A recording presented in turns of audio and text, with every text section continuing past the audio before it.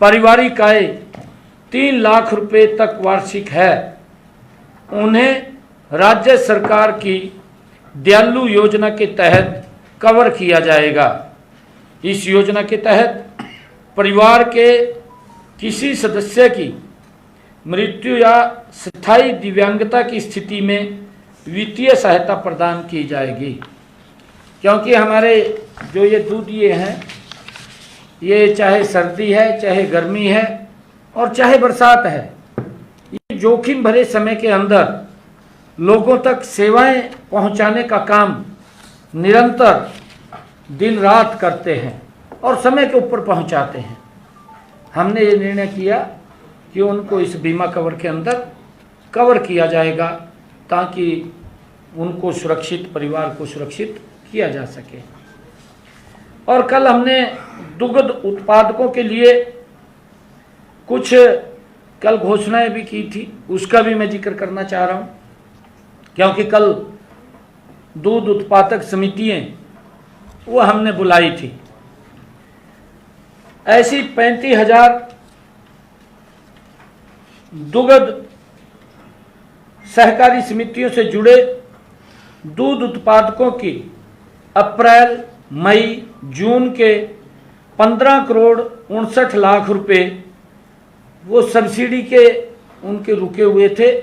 कल हमने वहां बटन दबा करके डीबीटी के माध्यम से उनके खाते में ये पैसा पहुंचाया है।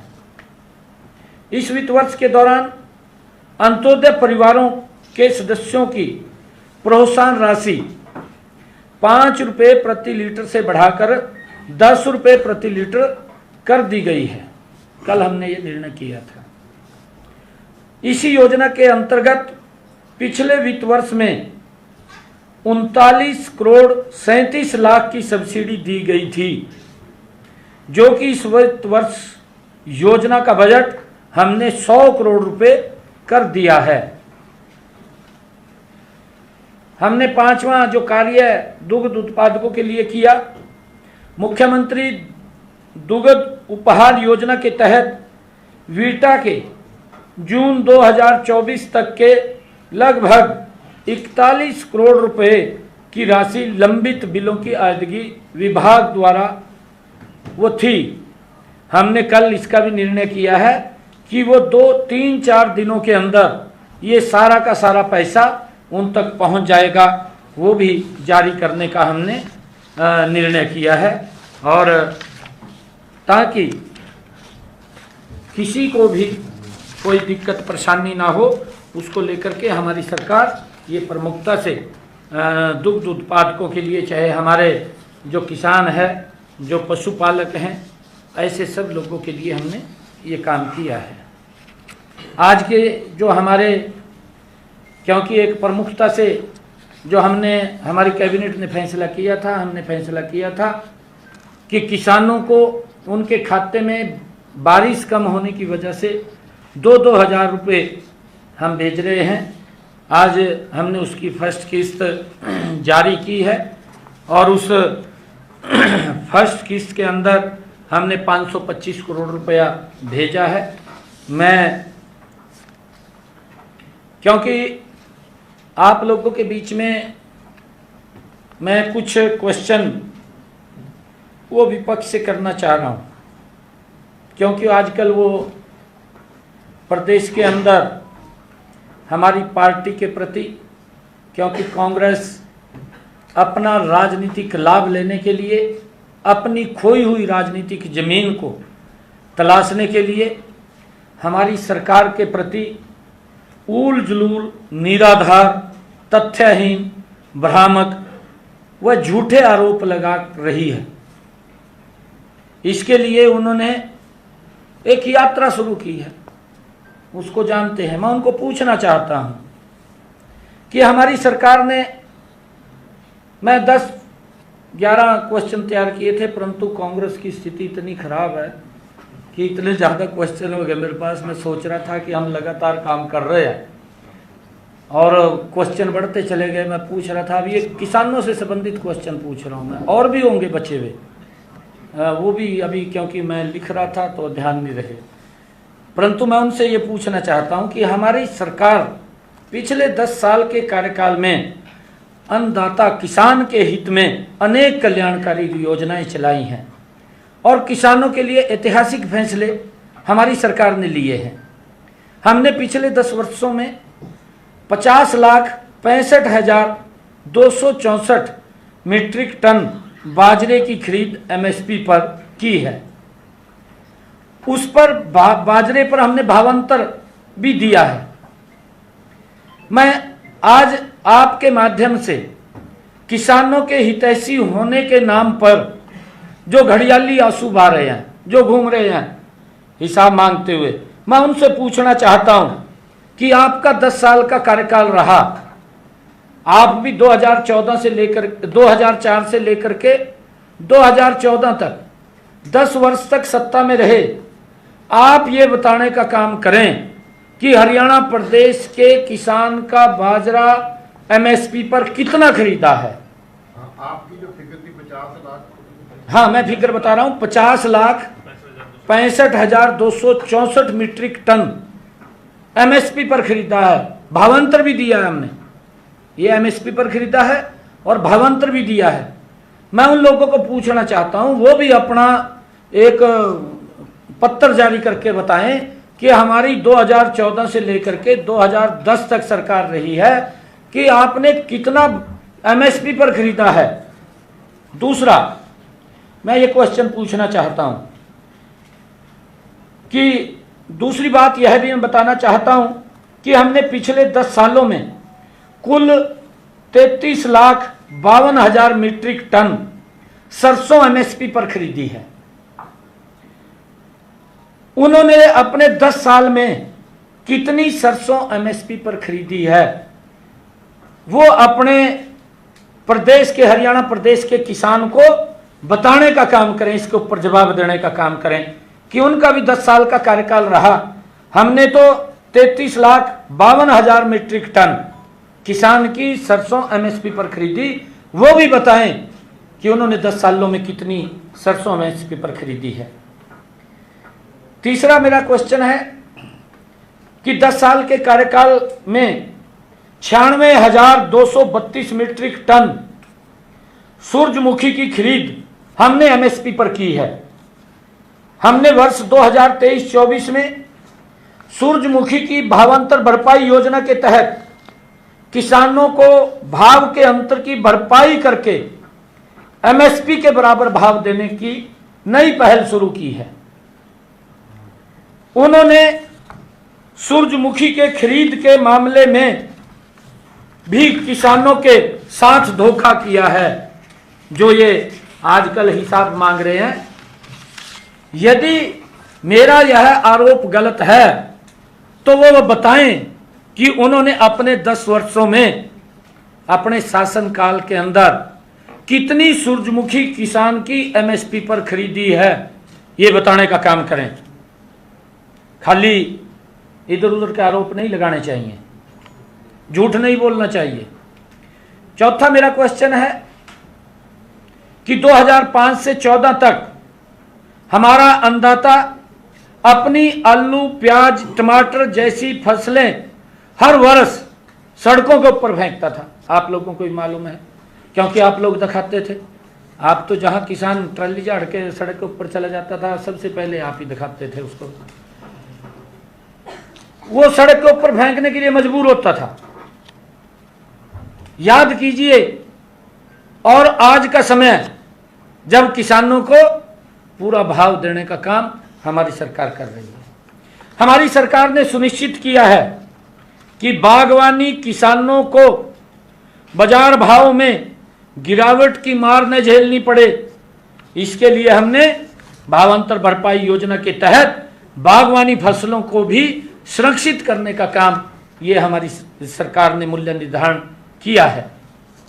इस योजना के तहत मैं बताना चाहता हूं, इस योजना के तहत, भावांतर भरपाई योजना के तहत हमारी सरकार ने फल व सब्जी उत्पादक 16,000 से अधिक किसानों को 64 करोड़ रुपए राशि भावांतर भरपाई के रूप में हमने उन तक पहुंचाई है।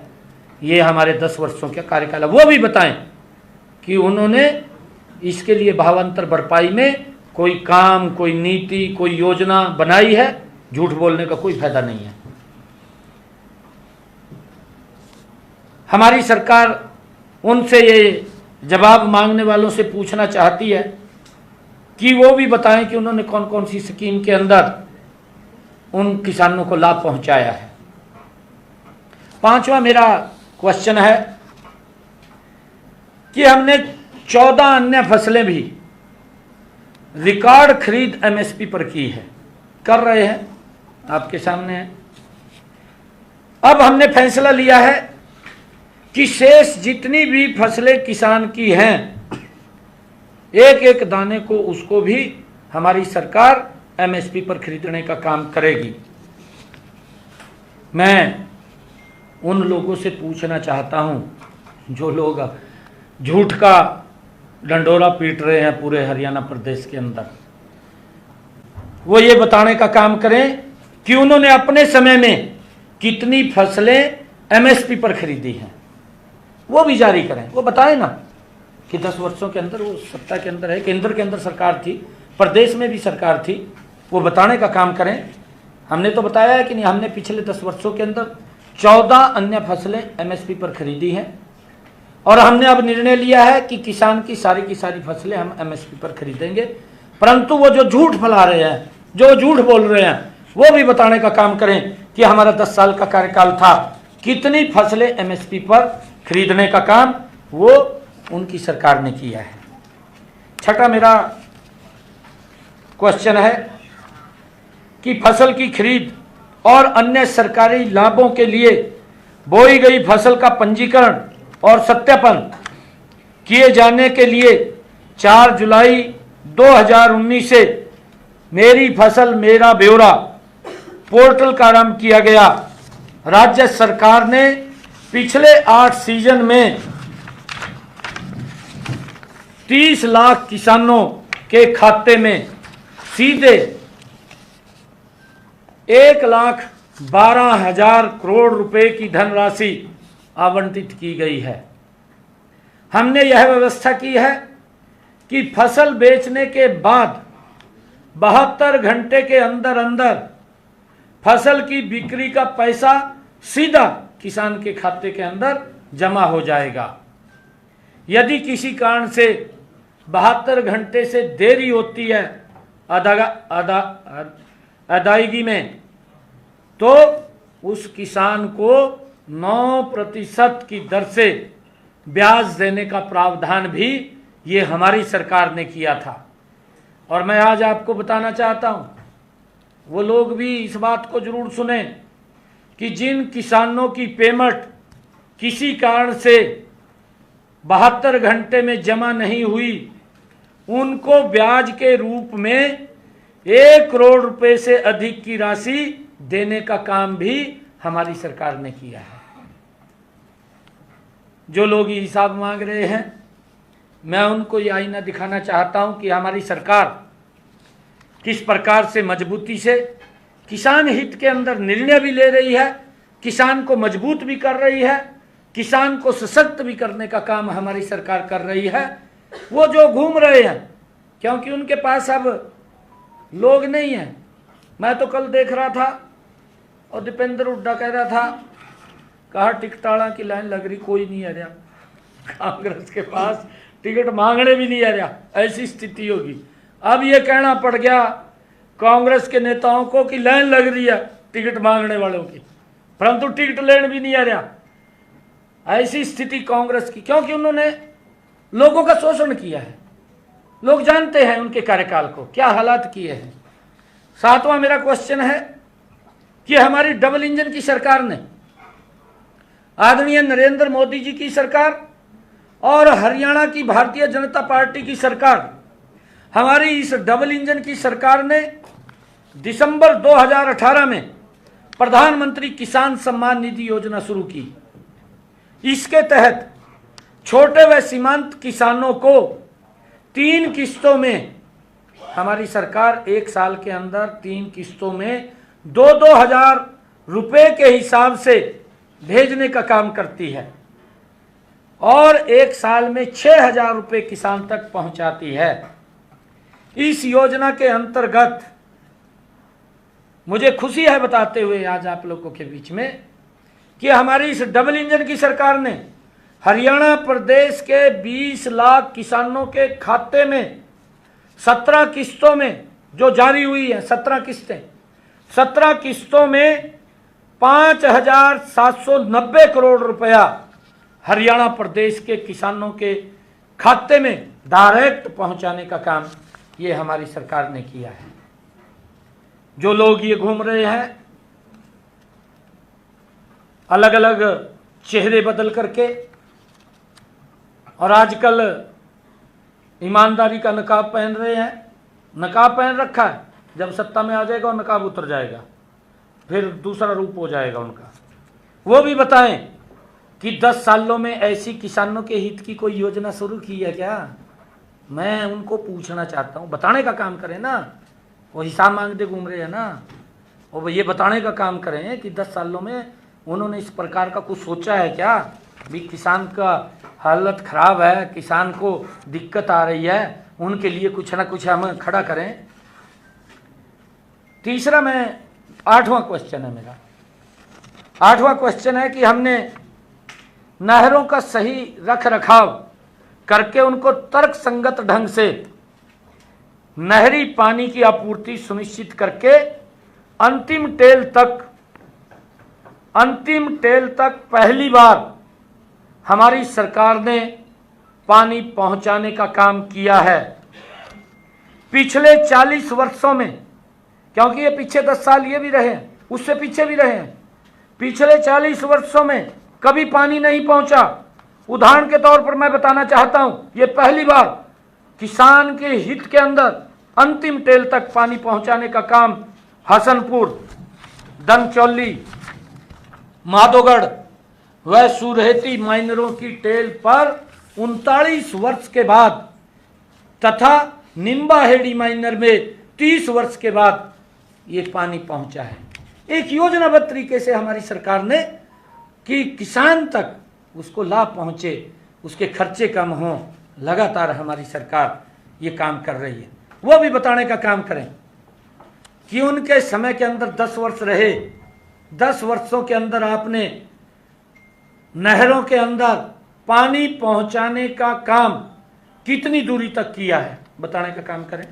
खाली झूठ ना बोल रहे, ये भी बताएं। हरियाणा आज पूछ रहा है, हरियाणा में झूठ फैला रहे हैं, झूठ बोल रहे हैं ये लोग। मेरा 9वां क्वेश्चन है, हमने ऐसी व्यवस्था की है कि उपलब्ध जल संसाधनों का तर्कसंगत उपयोग हो, वर्तमान की जरूरतें भी पूरी हों और हमने भावी पीढ़ी को भी जल संसाधन हम सौंप सके। इसके लिए हमने एक योजना चलाई, मेरा पानी मेरी विरासत स्कीम शुरू की और इसके तहत हमने किसानों को ऐसी फसलें पैदावार लेने के लिए प्रोत्साहित किया है कि जिनमें पानी की खपत कम हो। अधिक पानी की खपत वाली फसलों की जगह ऐसी फसलें लेने वाले किसानों को हमने 7,000 रुपये प्रति एकड़ के हिसाब से प्रोत्साहन राशि दी है कि वो ज़्यादा पानी वाली फसलें ना लगाएं, दूसरी फसल लगाएं जिसमें पानी कम लगता है। हमारी पानी की भी बचत होगी। मेरा पानी मेरी विरासत। हमने कहा है कि आने वाली पीढ़ी को हम खाली ज़मीन नहीं, ज़मीन अगर बंजर होगी तो कैसे बोएगा, कैसे वो अपना गुजारा करेगा।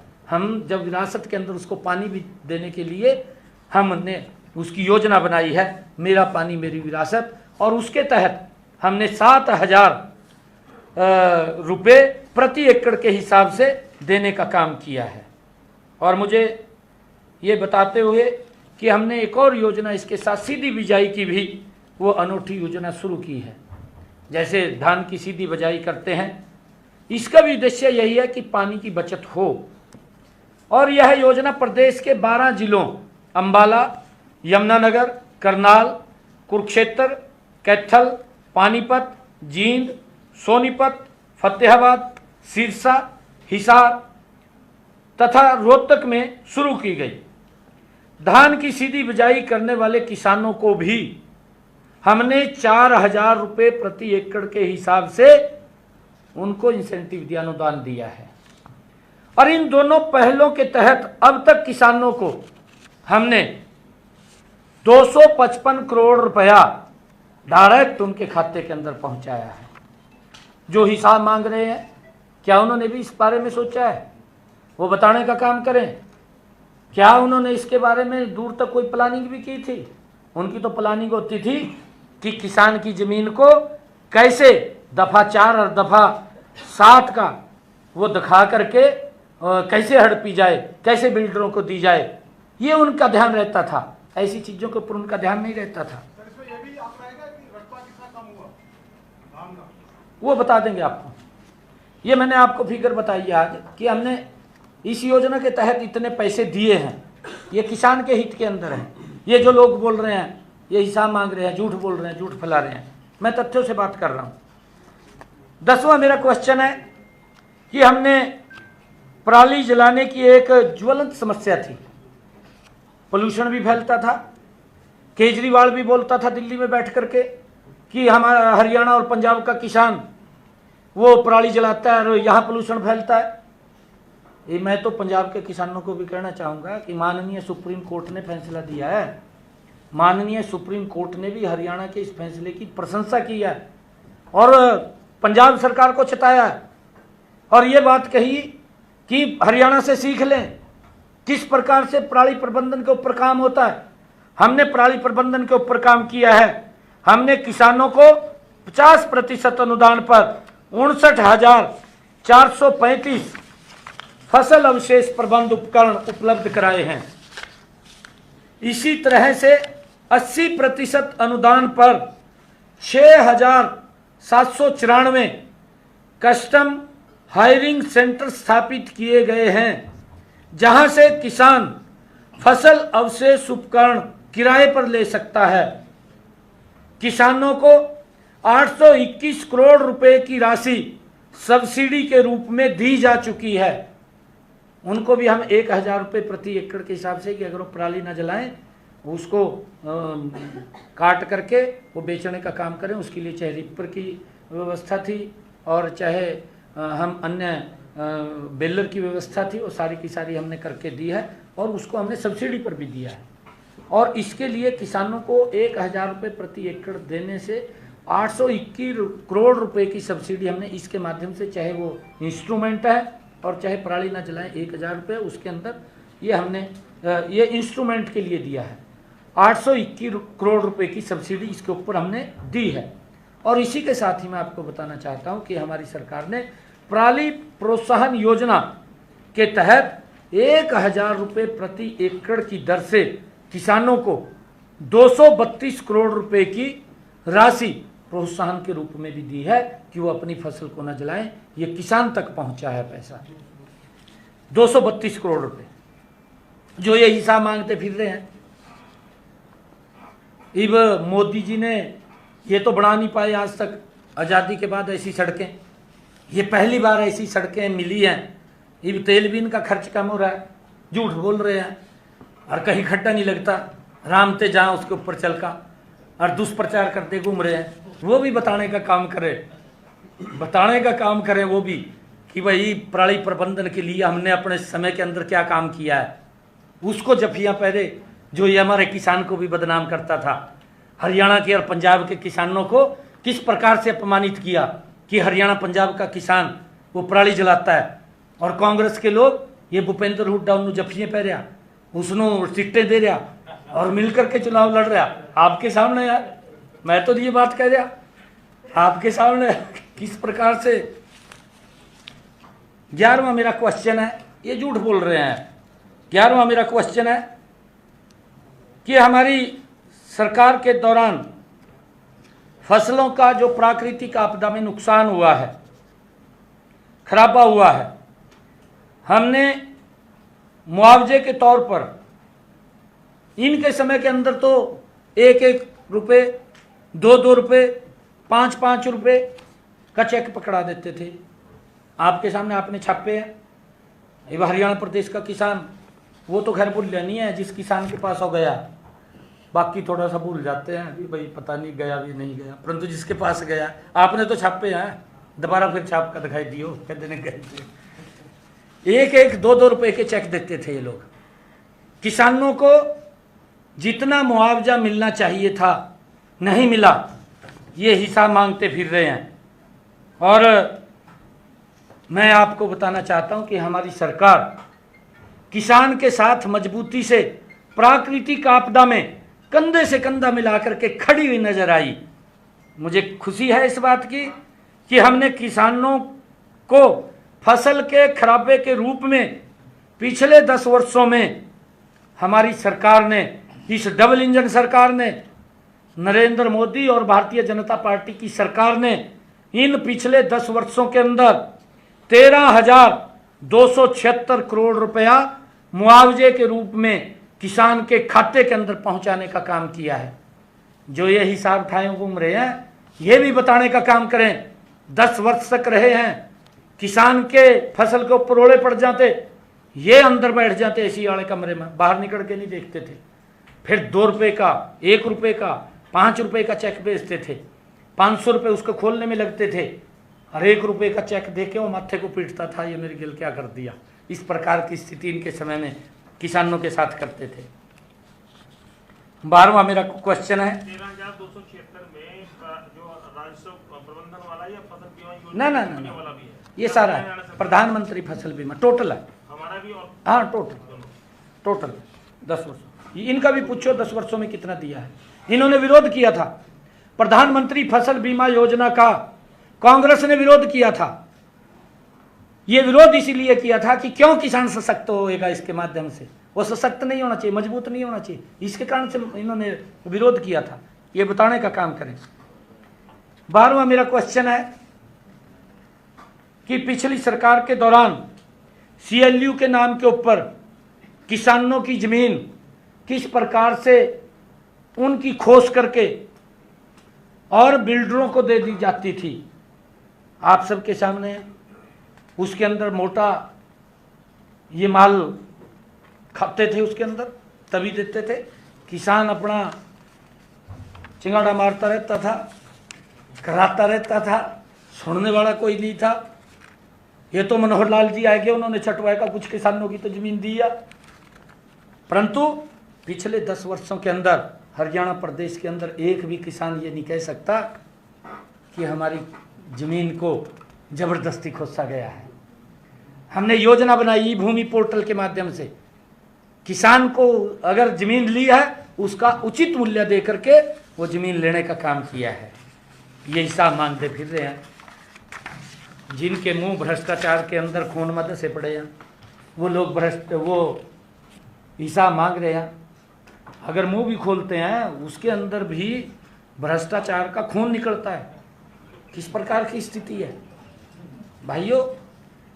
मैं आज ये लोग जो कह रहे हैं, दूसरा ये 12 मैंने बताए हैं और 13वां एक और है। ये 2013 में यूरिया के भाव 268 रुपये थे, जो हिसाब मांगते घूम रहे हैं, मैं बताना चाहता हूँ। और DAP खाद का 342-43 रुपये था। इन्हीं की सरकार के अंदर ये भाव दुगने से ज़्यादा हुए। 1200 रुपये का तो DAP खाद का थैला मिलना शुरू हो गया और लगभग 600-700 रुपये का यूरिया का। अगर ये इतने तैसी थे, डबल इंजन में थे ये भी, आज हिसाब मांगते घूम रहे हैं ना। ये उस टाइम में इनकी सरकार थी, परंतु ये निर्णय नहीं कर पाई, किसान के ऊपर ही वजन डाल दिया, तभी तो किसान की हालत खराब हुई है। ये किसी और ने नहीं की, ये कांग्रेस के लोगों ने किया। उसी के ऊपर वजन डाल दिया, उसको वो 1200 रुपये में मिलना शुरू हुआ, 600-700 रुपये में मिलना शुरू हुआ। अभी मैं आपको बताना चाहता हूँ, यूरिया के अंतर्राष्ट्रीय भाव अब फिर 2022 के अंदर ये फिर डबल हो गए, डबल हुए हैं। अंतर्राष्ट्रीय स्तर के ऊपर ये प्रति बैग यूरिया 2450 रुपये और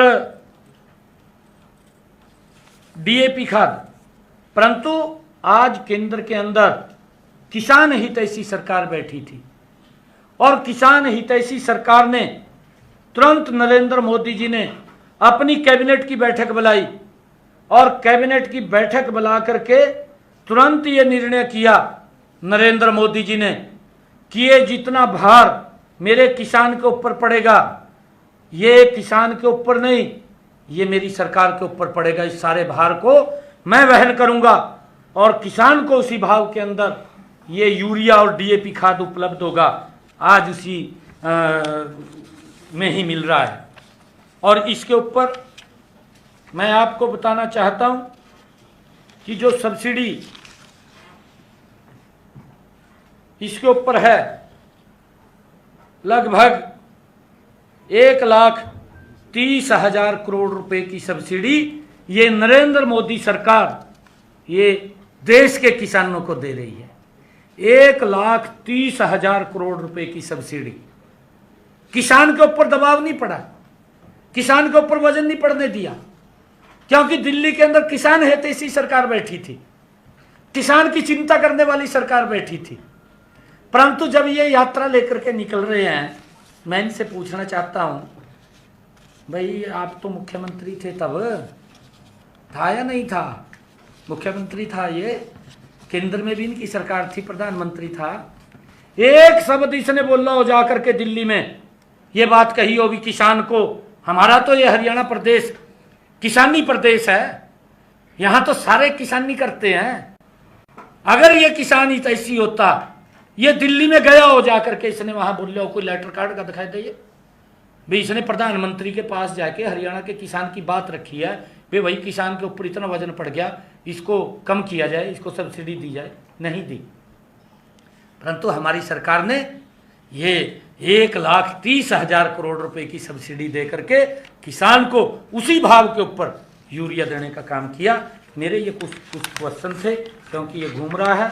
अगली बार प्रेस कॉन्फ्रेंस में फिर कुछ और क्वेश्चन लेकर के आऊँगा और फिर आपसे मैं बात करूँगा। बहुत बहुत धन्यवाद, क्योंकि मेरा कार्यक्रम हो गया। जी जी, ये बताएं कि एक तो आपने बता ही दिया कि और भी सवाल आप दागेंगे कांग्रेस से। ये जिस तरह से हिसाब पिछले कई दिनों से मांगा जा रहा है, जिसका दिया नहीं आज तक। आपने जिक्र किया